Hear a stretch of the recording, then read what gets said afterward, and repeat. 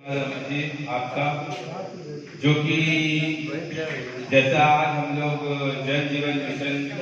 के तहत प्रशिक्षण के तहत आप समस्त प्रधानगण और साथ ही साथ विकासखंड के स्टाफ और इस मिशन के अंतर्गत जुड़े हुए जिला स्तर के लोग, आप सब लोगों को मैं सबसे पहले तो बहुत बहुत धन्यवाद देता हूँ कि जैसा कि सरकार की जो भी योजनाएं होती हैं उन योजनाओं का जो उद्देश्य होता है वो बहुत ही बहुत ही पवित्र होता है। और दोस्तों, उससे भी अधिक आवश्यकता और जिम्मेदारी उस पवित्र कार्य को करने वालों की होती है, जिसमें आप सब प्रधानगण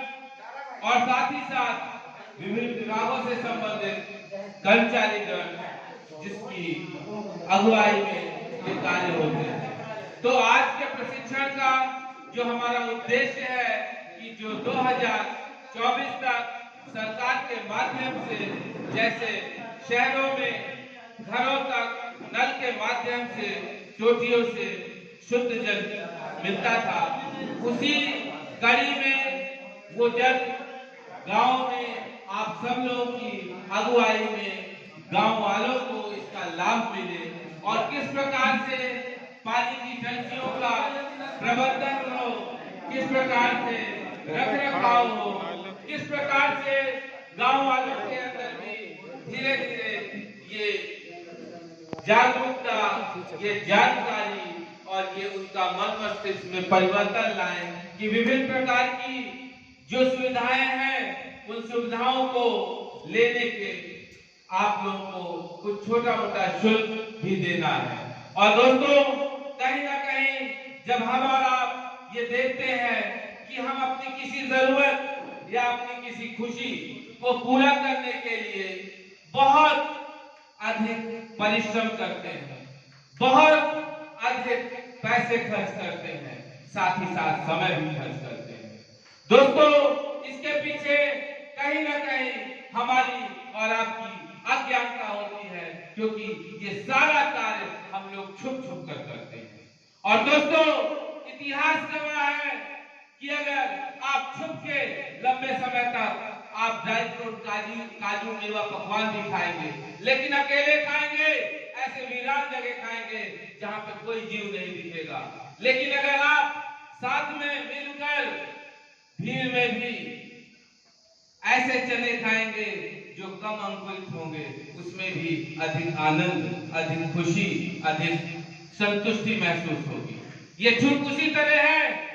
कि मन के जीते जीत है, मन के हारे हार है, और आत्मसंतुष्टि से बड़ी कोई संतुष्टि नहीं, और मानव सेवा से बड़ी कोई संतुष्टि नहीं। ठीक उसी तरीके से हम एक समय बाद जब बहुत ज्ञान प्राप्त कर लेते हैं तो अपने उसी भाई, अपने उसी पिता, अपने उसी बहन, अपने उसी पुत्र के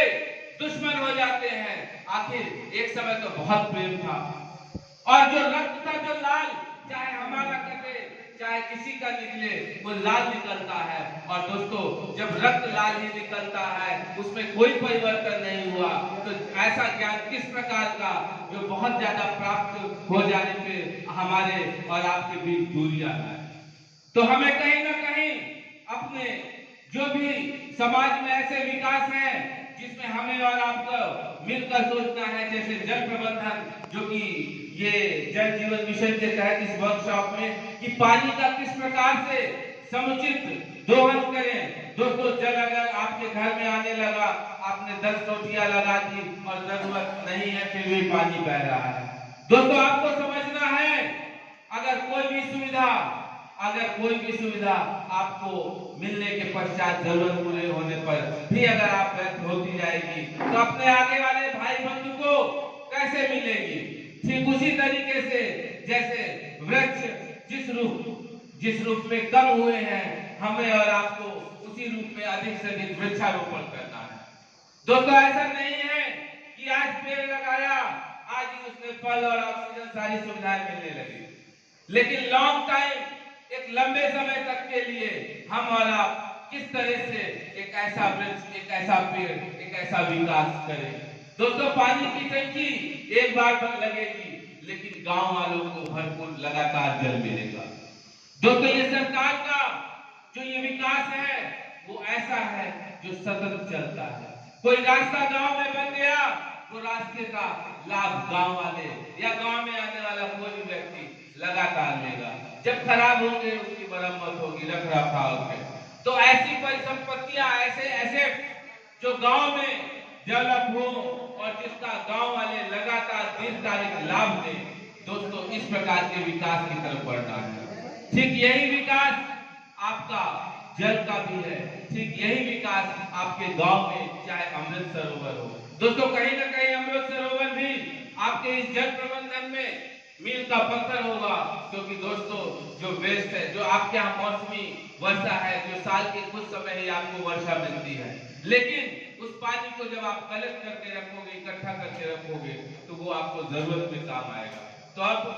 चर्चा को बहुत लंबी ना करके, बल्कि सरल शब्दों में सिर्फ इतना ही कहना है कि जब ये आपको घर में जल मिलने लगेगा तो उसके रख रखाव में जो मेंटेनेंस है, दो प्रकार के गांव में सरकारी खाते होंगे, एक अनुरक्षण खाता, एक लागत खाता। तो जो एक खाता ऐसा होगा जिसमें गांव वालों की सहभागिता होगी, तो कहीं पाइपलाइन टूट जाए तो वो समय पे मरम्मत हो जाए, ताकि हमें दूषित जल मिलके आज हम 150-200 रुपए चंदा बचा रहे होंगे, लेकिन फिर हम 10-20 हजार, लाख 2 लाख रुपए खर्च करते रहे। और दोस्तों, अगर सामान बिगड़ गया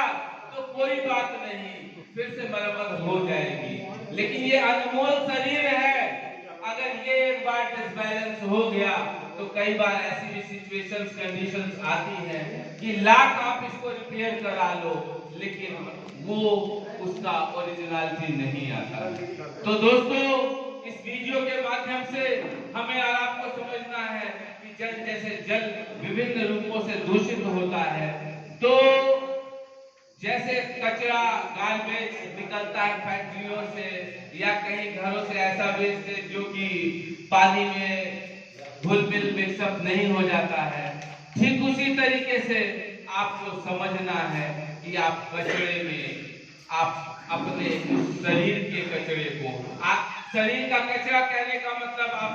गुटखा, पान, ये सब चीजें भी, इस सब के माध्यम से भी आप जल को दूषित ना करें। क्योंकि दोस्तों, जल को आप प्यूरिफाई कर लोगे, लेकिन जब आपका शरीर इससे दूषित होगा तब आप उसको प्यूरिफाई नहीं कर पाओगे। इसी सोच के साथ दोस्तों, आप सब लोग जल का महत्व समझें, क्योंकि जल की छुट्टी थर्ड वर्ल्ड वार की भी बात होने लगी, क्योंकि ऑक्सीजन के बाद जल ही ऐसा चीज है जो हमारे जीवन में बहुत ही अधिक महत्वपूर्ण है। और आप सब लोगों को बहुत बहुत धन्यवाद। Thank you.